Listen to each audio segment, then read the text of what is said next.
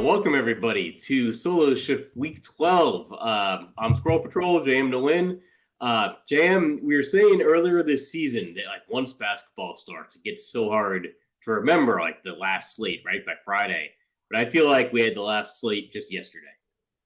Yeah, I would guess that most people feel that way. You know, I played like 2% of my normal volume yesterday. I couldn't find like my edge, and I just decided to go light. But yeah, I had a really good week 12. I had finished second in the power sweep and had like 7 rosters in the top 200 in the slant. So and then yeah, just yesterday didn't have it, and I was right. I had one roster, and it finished like 10 shots shy of last place. So yeah, kind of ended up taking yesterday off, not from a content and preparation perspective, but from a play perspective, and hoping to keep things rolling this week. Good, yeah. I really went overweight Josh Allen. I ended up overweight Josh Allen, and I finished second in both qualifiers, which is like something. Oh, that's tilting. Yeah. Yeah, but the FanDuel and Draftkings one, it was like, and I had like competing players on the roster, so it was like Ramondre Stevenson had to end the game in a very narrow range for me not to win either qualifier. But the FanDuel second place one actually pays out pretty decently. The DraftKings not so much. But yeah, that's the thing about the qualifiers, man. When you miss those, you know, I had a year where I haven't played qualifiers in like 6 years, but I had a year, 2015, when DFS was softer. But I actually was profitable in qualifiers without winning a single one until like week 15, because I finished so many second and third places that those small payouts, like I was actually up money in qualifiers instead of not winning any. But yeah, I haven't really touched them since that year. So maybe that's a sign that I should get back to it next year and maybe join you at one of these live finals. Yeah, definitely. I mean, I find them to be a lot of fun. I find them to be profitable, but it is that when you miss out on one, you never remember the ones you win by a fraction. Yeah, exactly. The ones where you lose by a fraction of a point just seems like an injustice. You know? Yeah, and you remember those for you. I could still tell you details of ones from 2014, 2015 of second place, third place finishes in these qualifiers. But yeah, enough about us, right? How about what about this slate that we got ahead of us? We got an interesting slate, right? Yeah, it is. I woke up this morning. I started looking at this slate because it's a fresh new slate. I thought this is a mess. Like this is there's injury news. It seems like the injury news is a little bit delayed on the holiday week and really 2 sets of games, and then like content. I think you addressed it in your email that goes out to your subscribers, but it like content is a mess this week because everybody has to do 2 sets of content within the same week. And for the full slate, you wake up on Friday and that's it. Like you start on Friday, and it seems like it's the week of the backup running back. Like every time today, I started trying to like fill out, like in the expert survey or just get my thoughts down in any kind of paper form. Like another running back was going down. It's like, oh, and this guy is probably going to be starting. So I think it's like Latavius Murray, Pirine, Rashad White. Jeff Wilson probably is going to be getting the bulk of the carries in Miami because it looks like Raheem Mostert's I think a long shot to make the game. So yeah, I mean, I guess we can kind of start at the running back position where it's a little bit difficult to rank those guys, but there are some price discrepancies in the 2 sites as well. Yeah, I'm almost a little disappointed. I wanted Fournette to play so I could play Rashad White at low ownership. It was similar to the Pollard situation last week, where it was like, last week we were like, hey, let's hope that Zeke is active and then we can play Pollard and people won't be on him. And then I was hoping that we could get Rashad White at low ownership and Latavius Murray at high ownership, and I could just not play this mediocre running back on this bad offense, who's probably not going to see more than 60% of the snaps, right? Because we look at it from the outside and we're like, oh, they got rid of Melvin Gordon and Chase Edmonds is hurt. They only have Latavius Murray, but they don't only have Latavius Murray, right? They have Marlon Mack, and they're probably called somebody from the practice squad. And Latavius Murray, he wasn't on a team a month ago for a reason. And, he's probably going to get 60% of the touches and finish with like 60, 65 rushing yards. So I was hoping we would have Latavius Murray chalk, low-owned Rashad White. I was hoping Raheem Mostert would be active, and Jeff Wilson, there'd be kind of question marks like, do we play Jeff Wilson? Do we not? But instead, it's just like all the value at running back. And we also have value at wide receiver, right? Like Garrett Wilson's underpriced with Zach Wilson no longer under center. Treylon Burks is underpriced. People don't want to play Julio Jones, but he's underpriced. And so it's a weird week for week 12 where think about week 11 and week 10, where it was like, hey, here are these guys who wouldn't be chalk in a normal week, but they're chalk just because pricing's so tight and they have some sort of role in like the Damon Pierce type guys. And now all of a sudden week 12, it's like a week 2 type of week where we have all this salary available. And then yet nobody really is going to use this extra salary to get up to Patrick Mahomes. And then we've got this, people probably won't use the salary to get up to Travis Kelce. We've got all these cheap running backs. So might be lower ownership on Austin Eckler than you might expect. And people want to play Kenneth Walker if they're paying up a little bit, and then Josh Jacobs is still attractive. So yeah, I think that this sets up still well for tournaments, but it went from like these really interesting value running backs that might be under-owned to now it's like, these are really sharp plays and they're going to be high owned. So it's hard to move off of sharp plays that are going to be high owned because, you still have to beat those plays if you don't have them. So Michael Carter is another one we didn't bring up with Mike White under center last year. Ty Johnson and Michael Carter averaged 12.3 receptions per game in the 3 games that Mike White saw most of the snaps under center. So just like a lot of available cheaper running backs, and then some good kind of mid-range running backs with Kenneth Walker and Josh Jacobs, and even a good high-price running back in Austin Eckler. So it'll be an interesting week, and it'll be an interesting week to see, hey, how can we leverage ownership to kind of make sharper decisions ourselves? It seems like almost a basketball slate where there's very easily identifiable value, but it's a question of who do you want to spend up on then. And in multi-entry, it'll probably be everybody. Like that'll be the answer. Like I'll probably use a lot of the value and then spend up on rotate those lineups around the high price guys, right? So like rotate the high priced guys through the lineups, but keeping a lot of the same value plays. It's difficult for single entry. You brought up the Jet situation. I think that was my answer for what team do I think I'll be most overweight on, because it's a 38.5 point total, I think. And I was thinking, like, I don't know, like I was trying to think, is this Mike White's first NFL start? So I'm looking through the game logs. Like, oh, he threw for 400 yards last year, like in one game. And that makes Garrett Wilson interesting. That makes the running backs interesting. I didn't realize that point of the receptions. I was actually looking at Michael Carter anyway, because he's a cheap running back that I don't think people will look at because there's a bunch of other cheap running backs. They're playing a Bears defense that gives up the 5th most points in the league, and they've been particularly bad over the last month or so. So it's interesting because the Jets, I guess 22 points implied point total. That's probably that's more than a lot of other teams on the slate. We've got some really low implied point total. Yeah, we only have 5 teams implied for more than 24 points. So when you take away those teams, you do have this clumped up bunch of like 22 points versus 24 points. It's not that big of a difference. And yeah, I think that people kind of remember like, oh yeah, Michael Carter had like an 8 catch game and a 6 catch game with Mike White, but I think that they forget that Ty Johnson also got a bunch of catches in those games, and that's less likely for James Robinson. So it's the sort of spot where Michael Carter could and Pete Overzet mentioned to me that Lord Reeves brought up the fact that also last year the Jets had no wide receivers. So it's not like Mike White's just definitely going to come out and throw 12 receptions to Michael Carter, but even still, man, 5-6 catches for Michael Carter is very much in the mix this week. And this is a well-designed offense. They're going to get some short area passes, easy throws to Garrett Wilson available for Mike White. So I definitely think that's one. What's another interesting one this week? So and I'll preface it with this because I'm kind of on this offense almost to the same extent. So 3 weeks ago, I said Justin Fields. 2 weeks ago, I said Jonathan Taylor. Last week, I said Joe Burrow. Here's my one this week, okay? Tom Brady and the Bucks. And apparently people don't want to play them. Mike Evans is coming in with 4% projected ownership right now in OWS, and Tom Brady under 5%, Julio Jones under 1%.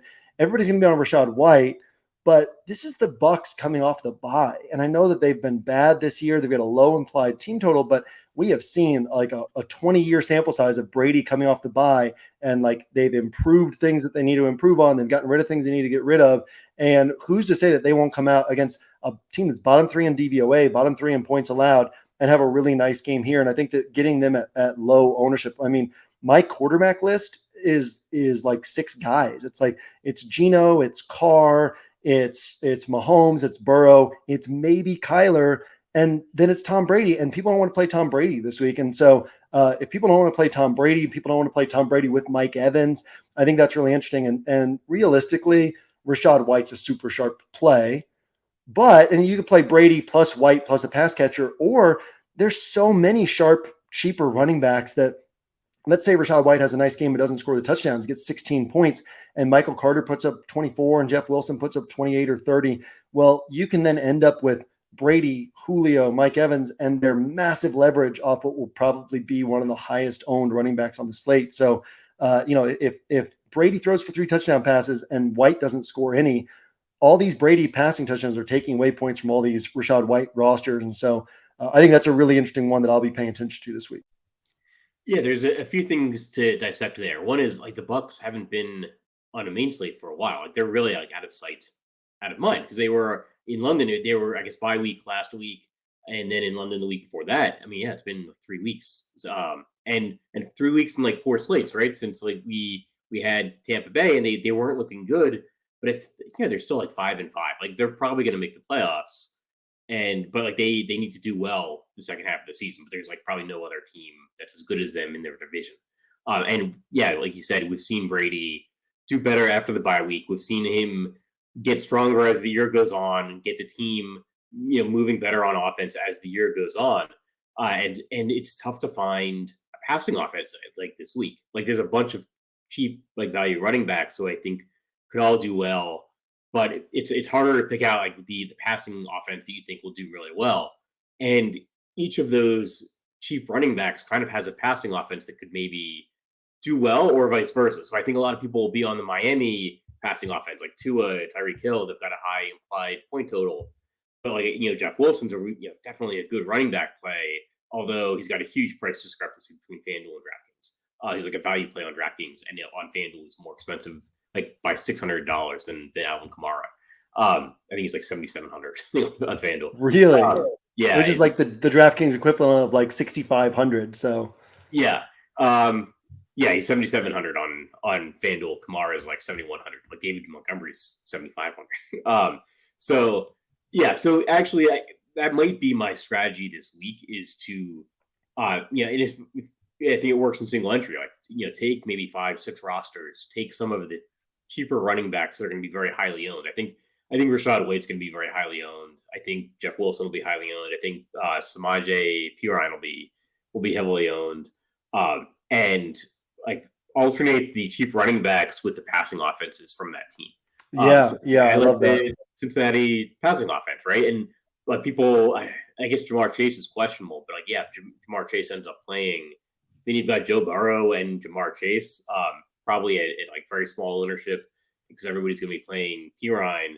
And I like the matchup. Yeah, I guess Tennessee, like one of the teams that gives up the most passing yards per game in the league. Yeah, and I mean, I'll tell you, I'll let people take all the Perine they want. I won't have any Perine. And as I always say, that doesn't mean that this guy can't hit. It just means that his chances are lower than the field is going to perceive against the number 1 run defense in football that faces the lowest opponent rush play rate in the NFL. The Titans face over 40 pass attempts per game. Only 2 teams all season have thrown fewer than 37 passes against them. That was Daniel Jones and this run heavy Giants offense. And then the Houston Texans, Davis Mills, in a game where the Texans didn't have the ball at all game, and Tennessee just dominated time of possession. Every other game that the Titans have played this season, every other 8 games that the Titans have played this season, the opposing quarterback has thrown 37 or more passes. Joe Burrow averages 37.3 passes per game, third highest pass rate over expectation. There's no way that the Bengals come in this game and are like, you know what? Let's just run the ball against this number 1 run defense. They love throwing the ball. They're going to throw the ball in this spot. And this is another one. People just aren't going to be on this one. And Perine's going to catch some passes, but I think Chris Evans will be mixed in a little bit. And if Perine doesn't get the touchdowns, well, then he's not helping you. And that's another interesting thing too about the Buccaneers situation is like everybody wants to, like, I understand the price tag is sweet on Rachaad White, but so is the price tag on Tom Brady. Everybody wants to play Rachaad White as if like the Buccaneers are going to go out and score a bunch of touchdowns and he's guaranteed to get those touchdowns, and yet not flip that around and say, yeah, but what if the touchdowns come through the air? And you talk about, I mean, that's just like classic Blender HD strategy is like, well, I don't even have to know anything about this sport. I just have to know that the touchdowns can come through the air if everybody thinks they're going to come on the ground. And if that happens, Rachaad White ends up, like I said, like he ends up with like 16, 17 points. I mean, how many times has Fournette gone above 20 points this year, right? And so if Rachaad White ends up with like 15, 16 points, and again, to be clear, I really like the Rachaad White play this week, but if he ends up with lower points and Brady gets the touchdowns, it just becomes a smash play. And so, yeah, Leonard Fournette, 11 points, 14.8 points, 4.6 points. He's got 2 games all season over 18.7, and he's had the backfield mostly to himself throughout most of the year. And so it's not inconceivable that Rachaad White comes out and has 15 to 18 points and everybody's on him, and that's a nice score. But what if Michael Carter puts up 25? What if Jeff Wilson puts up 30? And then what if Brady gets the touchdowns? And so I like what you said, right? If you're building for single entry, you got 5 or 6 rosters that you're cycling through these single entry contests, and then just mix and match leverage off of these popular, cheaper running backs. Yeah. So I was actually interested. You mentioned your list of quarterbacks, and you mentioned Derek Carr. There was a name I wasn't expecting you to say, just because the Raiders. I think the perception is the Raiders have just been terrible this year, and they've definitely been a disappointing NFL team. But like Devontae Adams and Devontae Adams and Josh Jacobs have both had incredible smash games. Devontae Adams in particular has put up like 30 points, I think, in 3 consecutive, by DraftKings scoring, like 3 consecutive games. I was surprised to hear you say Derek Carr, and I just looked on DraftKings. Like I kind of like Mike White as like a sneaky, really cheap, quarterback play. But it's a question. I don't know if we need the salary. Like Derek Carr is just 5,700. Like he's only a few hundred more than Mike White, and nobody. I guess he's 800 more than Mike White. People weren't expecting Mike White to even start. Like it's a really cheap quarterback. Oh, I think you're on mute.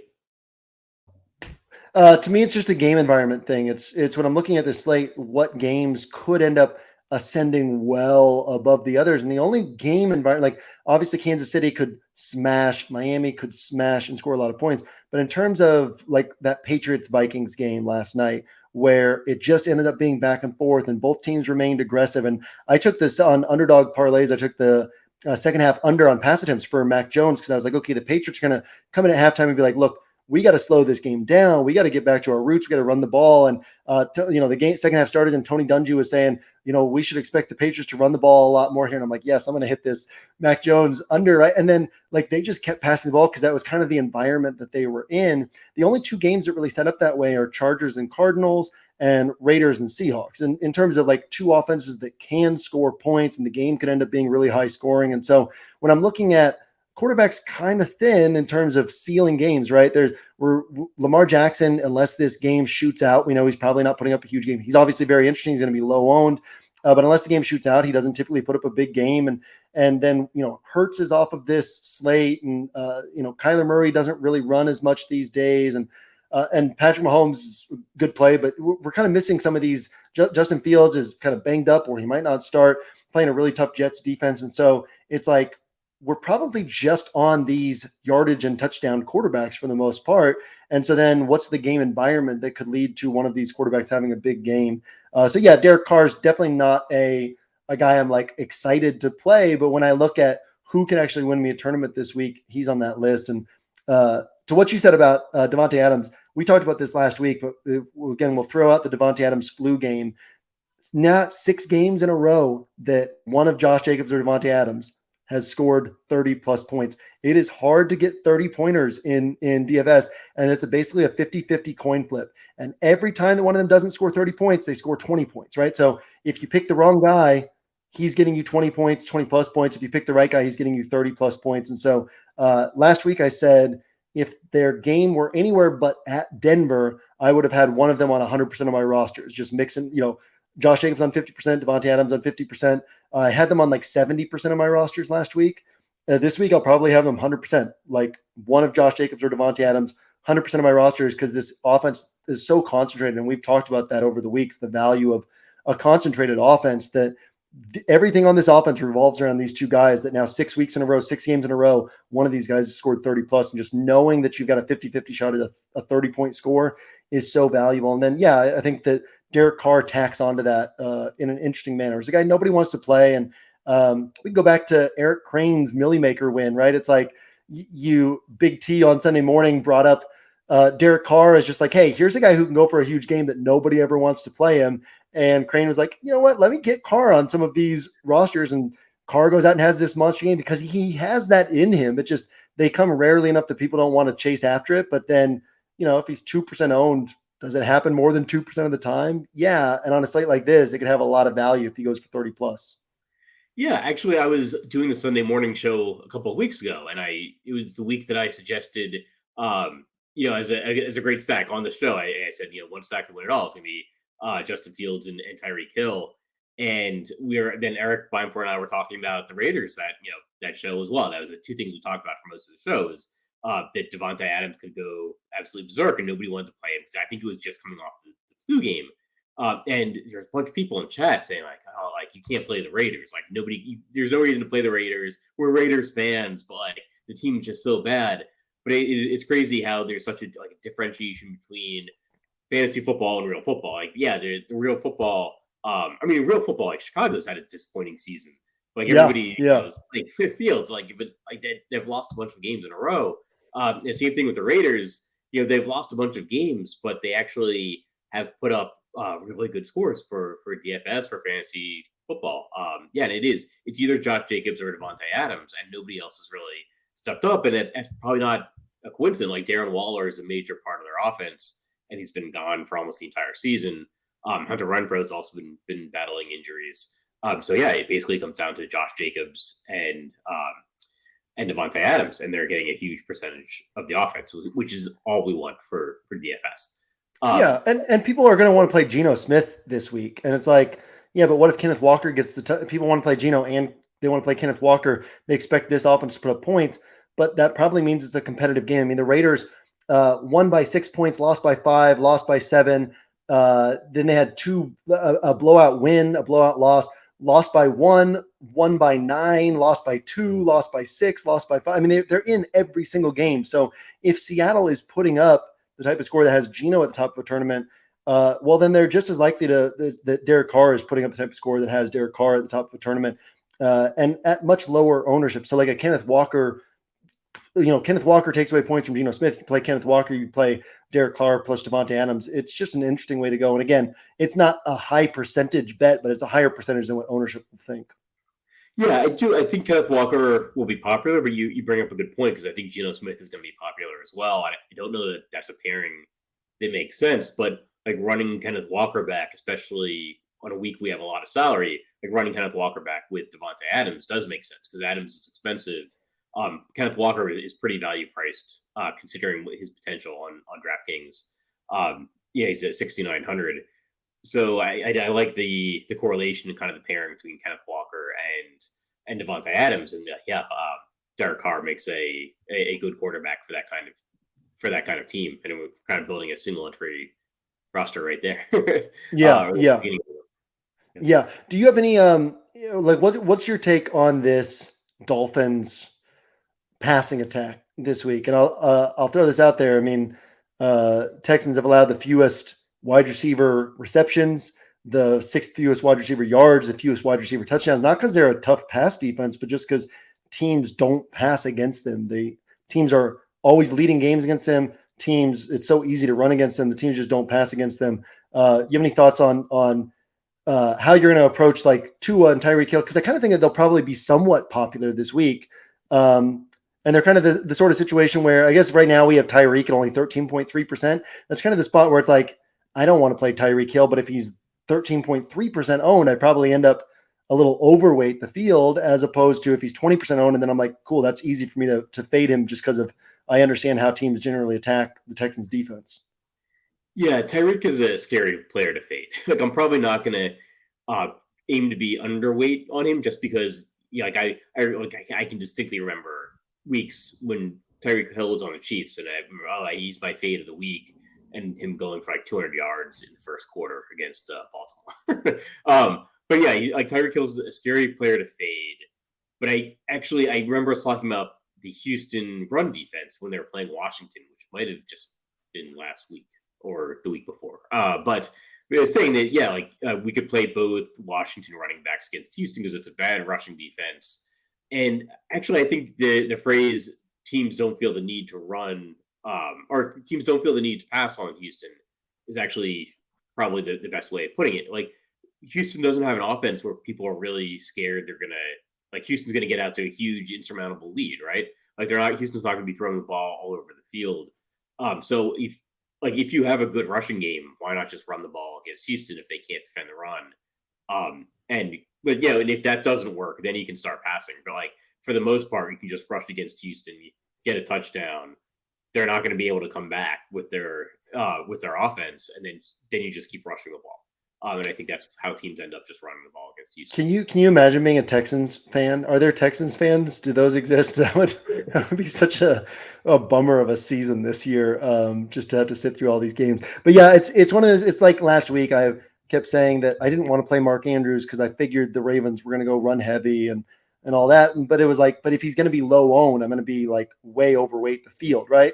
And I was kind of hoping he'd be high owned because I thought that he would disappoint, and then I could just not play him myself. But he ended up being like 3.6% owned. So I had 10% Mark Andrews. I had him on one of my 3 main builds, and he went out and put up 12.2 points. It's kind of like that with Tyreek Hill. Like I actually don't want to play him because I don't expect the Dolphins to come out and pass the ball. But if he's going to be 13% owned or lower, then that's sort of play where I start considering him, and maybe even on my main build. Jalen Waddle also coming in with 4% projected ownership, which it's funny to me that the gap between those two, right? Because obviously Hill's going to hit more often, but Jalen Waddle can also hit for these monster games on low volume. He doesn't need heavy volume to hit. So another guy that'll be interesting to consider, including on tighter builds, because if we're going to say that these chalky, cheaper running backs are all sharp plays, well, and then we're going to have some exposure to them on our like single entry build, we got to find some place to be different, and at least being different on like a guy who can go for 30 plus points, 35 plus points is at least a sharp way to go. Yeah, and I think the scary thing with Tyreek Hill is just that it makes sense. Like I'm not going to lock button Tyreek Hill because there's a lot of ways that he can fail, or at least just put up a mediocre game. But he could also just break an 80-yard touchdown, and suddenly if he is high owned, because I think he's going to be one of the more popular wide receiver plays, because I think he's going to show up in optimal lineups. Because Miami has got a high implied point total. There's uncertainty at the running back position, so I think a lot of people are going to be playing Tyreek Hill and not really thinking it through. But they can get rewarded if Tyreek Hill, like if there's a breakdown in the secondary, Tyreek Hill's front. Yeah. I mean, we saw it. We saw with Donovan Peoples-Jones last year, where he had like 2 catches for 101 yards and 2 touchdowns or something like that, right? Like Tyreek Hill can have 8 catches or 6 catches and go for 150 and a pair of scores, and like he pays off in the first half and then doesn't do anything in the second half. Or AJ Brown had that game a few weeks ago where he had 113 yards at halftime, didn't really need to do anything in the second half. Gabe Davis against Pittsburgh, Tyreek Hill could put up a game like that, and he becomes a little bit interesting. I also, this one's interesting to me. Patrick Mahomes coming in with high projected ownership, Travis Kelce high projected ownership, Juju Smith-Schuster under 3% right now. He's going to play this week, and we know that McCole Hardman's going to be out. We know that Kadarius Toney is going to be out, so we know who's going to be on the field for Kansas City. I think that playing Mahomes with Kansas City wideouts is also an interesting way to go this week. Yeah, that's actually the one team I wanted to make sure we hit on, because I think they have the highest implied point total. I don't know how popular they'll be, but they'll probably end up being pretty popular, because the downside to Kansas City offense is you have to really spend up generally to get the pieces. Like the pieces you want are Mahomes and Kelce. And I think Mahomes and Kelce, and particularly Kelce, will be popular because people are there's nothing really else at tight end other than maybe Mark Andrews. And I think there is going to be salary left over. And so people are going to say, okay, yeah, I'm going to spend it at the tight end position on Travis Kelce. But it's a difficult situation because I think that, they're playing the Rams, and Rams are starting Bryce Perkins. And they one of the lower implied point totals that I can remember seeing. Like I remember the Jets like a few years ago. I think we're at like 11 points or something like that, or 12 points. Yeah, it's like one of the maybe the lowest since then. Yeah, I think it's the lowest since then. And I think that's a question then, like how much is Kansas City really gonna have to push the ball? Like they could easily get up 14-0. And I mean maybe Perkins, surprises and he puts up a great game coming, but like I don't know, maybe the Chiefs get 2 touchdowns and they don't need to do anything else the rest of the game. And it's clear they don't need to do anything else the rest of the game. And Mahomes and Kelce are playing the fourth quarter. But I think Juju Smith-Schuster is an interesting call because we don't know, even if it is just 2 touchdowns, we don't know where those 2 touchdowns are going to come from. I think Isaiah Pacheco is going to end up being popular, but yeah, Smith-Schuster. What's Justin Watson's price? Because he's if Hardman and Tony are both out, Justin Watson's going to be. Yeah, Justin Watson's 3K. Sky Moore is 3K. Both coming in at sub 2% ownership. I'm sure Marquez Valdez-Scantling is 2.1% owned, but I mean, those guys will be on the field. Those guys are going to get schemed touches. And also this is kind of, you remember when everybody thought the year before Brady joined the Bucs, everybody thought the Buccaneers defense was bad, but the Buccaneers defense wasn't bad. It was just that Jameis turned the ball over so much that opponents always had short fields and scored touchdowns. But then the Bucs run defense was so good that opponents had to keep passing against them deep into the game. And I kind of see this Rams defense the same way, right? They're like 26th in pass defense DVOA, 5th in run defense DVOA.